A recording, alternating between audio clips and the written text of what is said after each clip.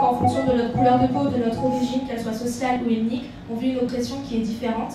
Et je pense que l'oppression que je peux vivre quand je me balade dans la rue en mini-jupe n'est certainement pas la même oppression que peut vivre une femme dans un pays où elle ne bénéficie d'aucun droit, où elle n'a pas le droit à l'avortement, où elle n'a pas le droit au divorce par exemple, et encore de nombreuses oppressions. Donc c'est pour ça que les oppressions sont vraiment spécifiques en fonction du contexte, en fonction de la femme qu'on est, en fonction de l'endroit où on vit. Et puisque l'oppression est spécifique, les enjeux le sont tout autant. Et c'est pour ça qu'on tenait à organiser une semaine, non pas de la femme et encore moins une journée de la femme, mais une semaine des femmes, des identités et des féminismes. Alors, moi j'ai assisté à la première conférence qui a été donnée le premier jour par une femme qui parlait du féminisme dans les communautés indigènes en Amérique centrale. Et j'ai beaucoup aimé, c'était super sympa comme conférence d'ouverture. J'étais vachement impressionnée par la façon dont la femme arrivait à exprimer, à expliquer tout ça alors qu'elle était vachement impliquée personnellement. Gracias también a ustedes por la posibilidad de compartir mi experiencia personal. También mi pensamiento comprometido con mi país, donde espero que surja una conversación interesante con ustedes. En resumen, mi intervención está dividida en tres partes. Primero voy a abordar un poco, porque si voy a hablar sobre las mujeres indígenas y los feminismos, ejemplo, Guatemala, es porque es el espacio que conozco mejor. Pero espero que les pueda proporcionar elementos suficientes para entender un poco cómo es que se mueven los feminismos y los movimientos indígenas en la región. Nous avons assisté au film Les femmes du bis 178. Personalmente, yo siendo hombre es algo que quizás no lo vives al cotidiano y que no puedes percibir, y estas películas te hacen ver la situación que viven muchas mujeres en el mundo, que no es particular a Egipto, no es particular a una sociedad, sino es que es algo que se repande mucho, que es algo que se tiene que terminar, y pues bueno, tomar conciencia siempre es importante de este tipo de situaciones. It was really interesting. It had like a much more down-to-earth perspective on transsexuality. I personally, it kind of was hard for me to like get really into it because I felt the story lacked a certain like dynamic, and I felt like I found like a similar plot in like movies like Mala Educación. This one kind of brings down like this idea of like transsexuals as being excessively sexual, like hedonist, and makes it more like regular people. Did it change your perspective in any way? I mean, I never had like a negative perspective to begin with, so yeah, not particularly.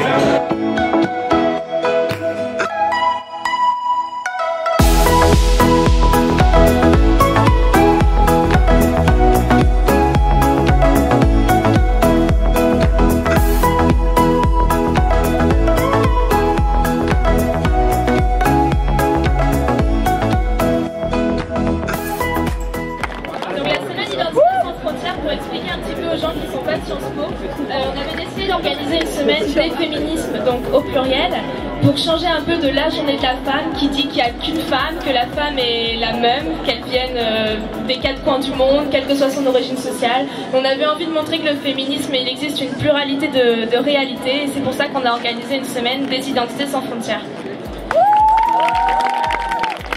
Et donc pour cette cérémonie de clôture, après film et conférence pendant cette semaine, on a décidé de finir tout ça à travers l'art.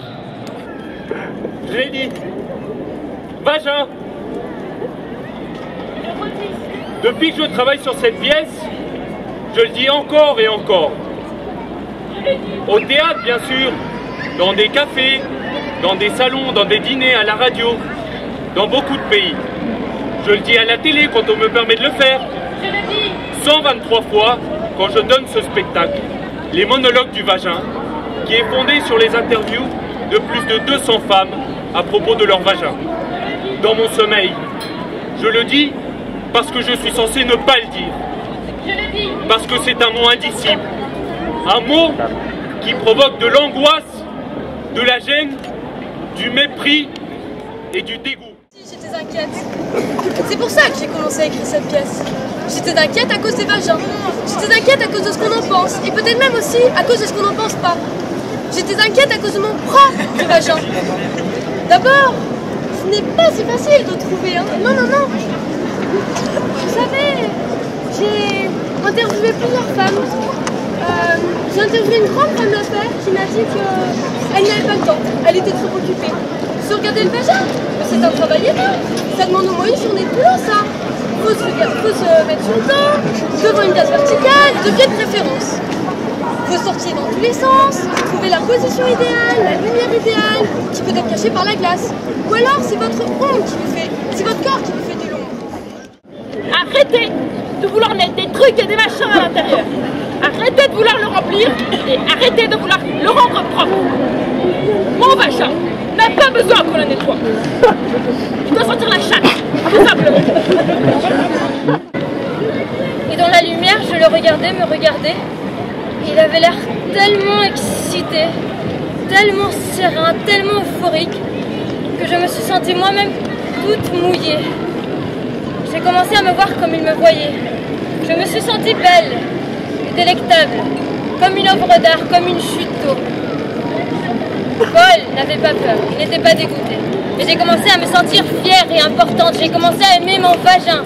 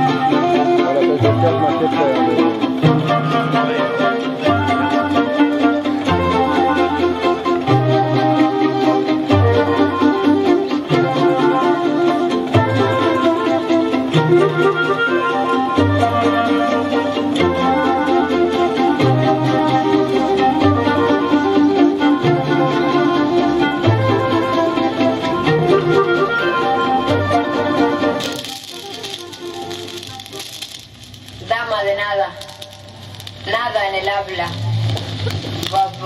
balbuceando su calma.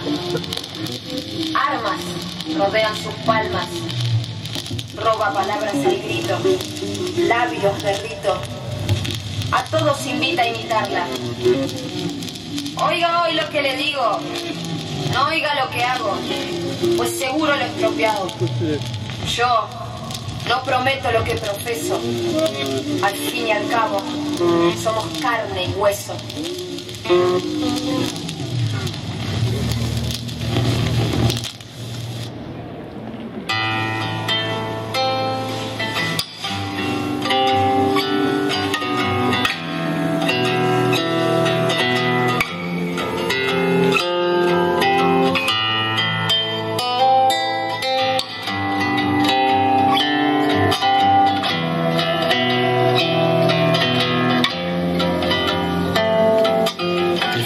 City.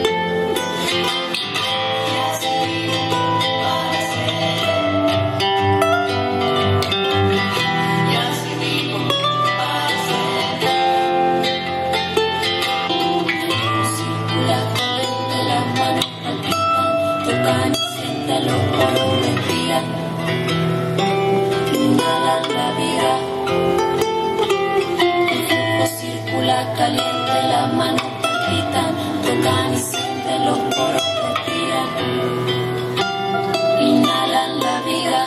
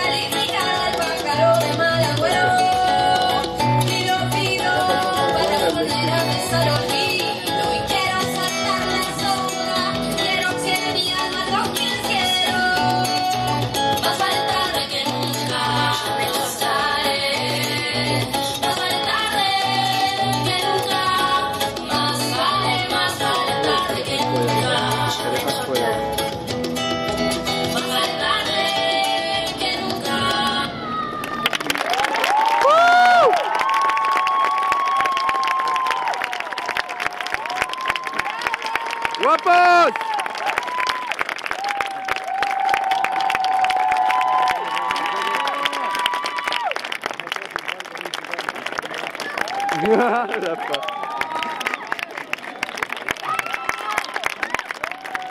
Laissez-la soulever, n'a pas réussi. Raphaël ne peut pas On nous a souvent demandé pourquoi on avait opté pour une semaine plutôt qu'une journée. Donc on nous considère déjà qu'il ne devrait pas avoir une journée de la femme par an, mais que tous les jours devraient être des journées de la femme. Et non pas forcément de la femme, mais de l'homme, des femmes, des hommes, des identités. Donc au cours de cette semaine, nous avons voulu vous offrir une réflexion à travers les films et les conférences à des thématiques non conventionnelles du féminisme et la manière dont ces identités sexuelles, d'origine, de religion s'entremêler. Nous avons également, à travers le thème de la transidentité, on pouvait même voir jusqu'à quel point on pouvait questionner ces catégories et la mouvance justement de leurs frontières. Et donc par rapport à ça, nous vous invitons demain, dimanche 8 mars, donc journée internationale de la femme, à poursuivre votre réflexion en assistant notamment à la diffusion du film La Pata Quebrada à 18h au TAP en partenariat avec le BDA. Et donc outre les conférences et les films, c'est également à travers l'art et l'expression artistique qu'on a essayé de vous sensibiliser à ce sujet. Donc oui, on tenait à féliciter Adèle Lepoutre, notre heureuse gagnante du concours photo.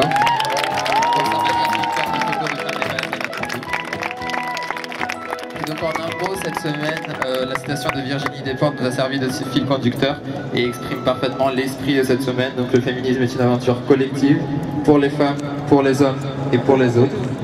Et donc un dernier petit mot sur Bollard. Donc Bollard existe depuis environ une dizaine d'années en tant que projet collectif à Sciences Po Poitiers.